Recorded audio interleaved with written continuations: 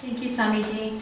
And for everyone who has remaining questions, we definitely have a question and answer session later, so we will be able to take those. Right now, I do want to welcome our next speaker. We have Dr. Sheshgiri he's a retiree from India, the Indian Army. He is living here in Laguna Woods, and he's going to grace us with a little bit of insight on the power of thoughts.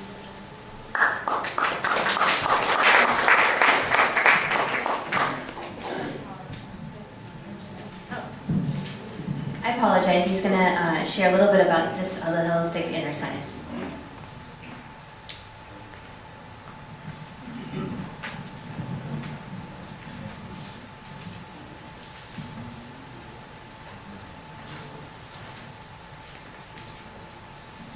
Thank you. How do I start? Before I came into this group from Dada Bhagwan's extensive family, I was with Chinmaya Mission. There I used to greet people by saying Hari Om. And I think that Om was covered by Deepakanand. See, it is no problem. Whatever you say, it will reach everyone. So, your feeling is important. Yeah, okay. They give me absolute liberty to say whatever I like, but there is little I have to say because I am a very ignorant man. Anyway, Jai Sachinanand. You see, people respond to that. But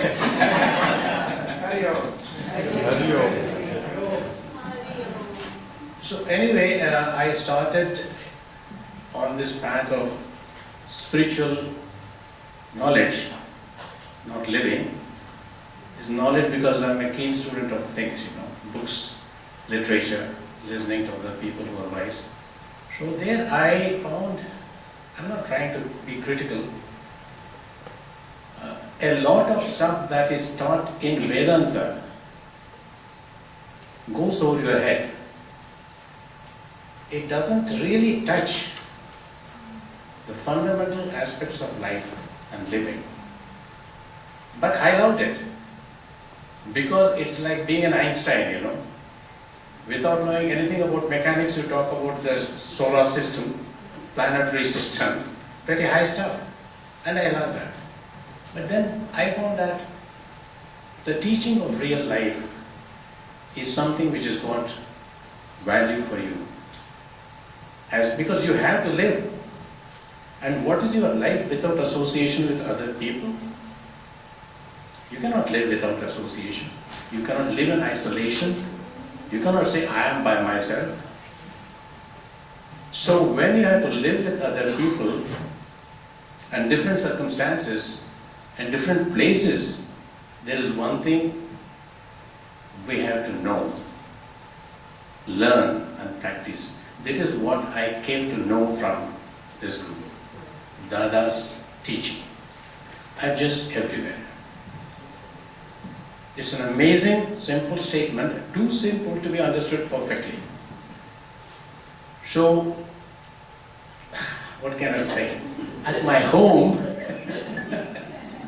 which is I think what Dadaji spoke extensively about, how do you adjust yourself with your wife, with your children, with your relatives, with your in-laws especially.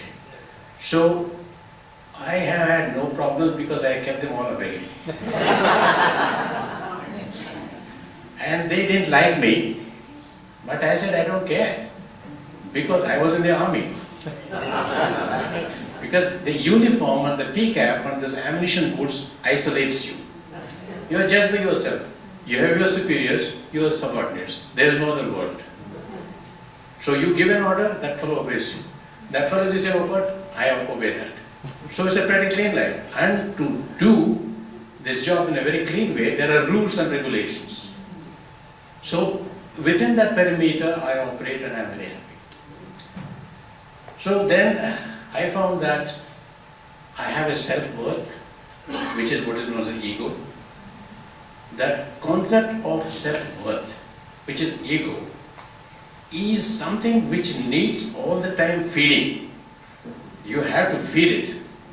with ghee, shakkar, and give it whatever, vegetarian, non-vegetarian, whatever, and put it in an air-conditioned room. Keep it nice and getting fat. But as it keeps growing, you find that you can't accommodate that. It is so big inside you, you feel positively uncomfortable. How do you know that? Because other people are uncomfortable with you.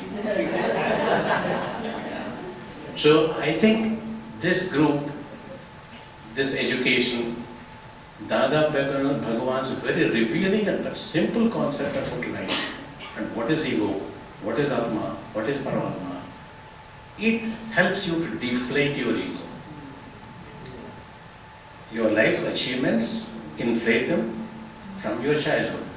And when you meet a person like Dada Bhagavan, he puts a puncture there and deflates you. He says, this is not what you are.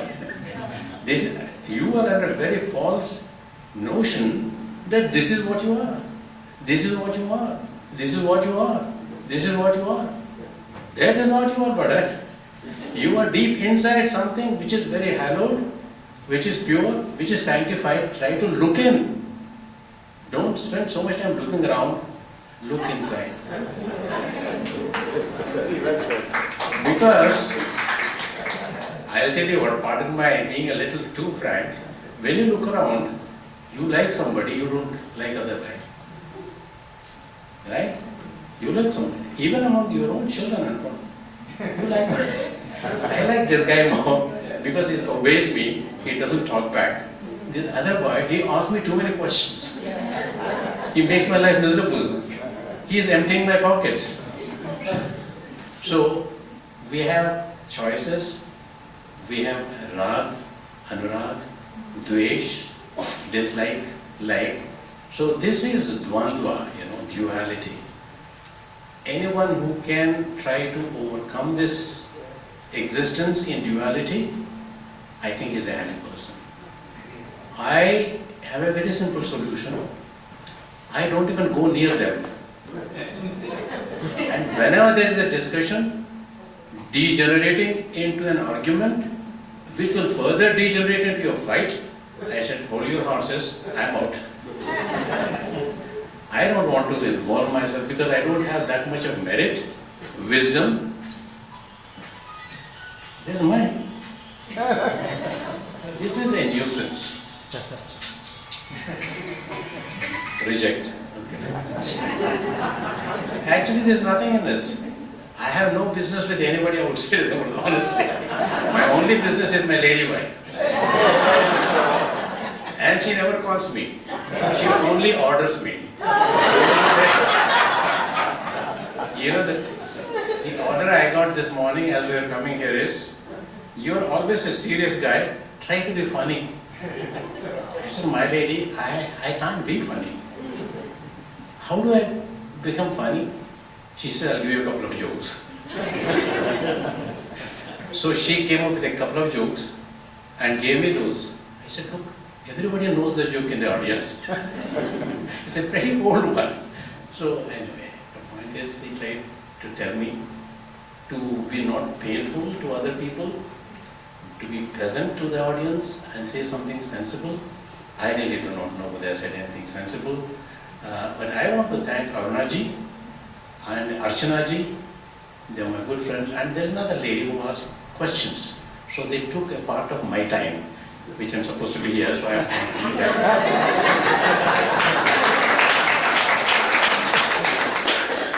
See, the circumstantial evidence automatically helps you if you ask properly. So that's the power of, Prakriti. And thank you very much. Jai Shri Krishna.